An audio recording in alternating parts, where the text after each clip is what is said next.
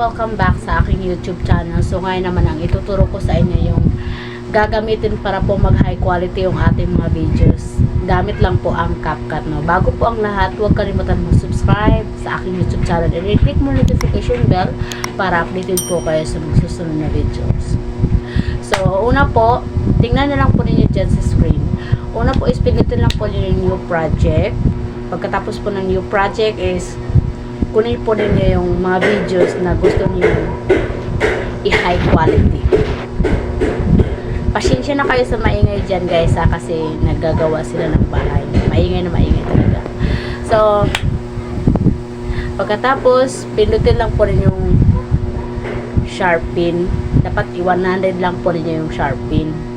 Pagkatapos, yung sa recommendation is dapat i-full nyo lahat yan.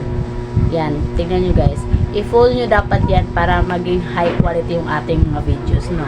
So, yun lang po guys. Sana po huwag kalimutan mag-subscribe and like sa aking video. Sana po nakakakuha kayo ng idea kahit papaano, no?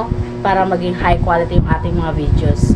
So, kung hindi pa po kayo nakapag-follow sa ating TikTok, Janet Balaga po yung ating TikTok. So, yung ating namang Facebook page is Jane Balaga.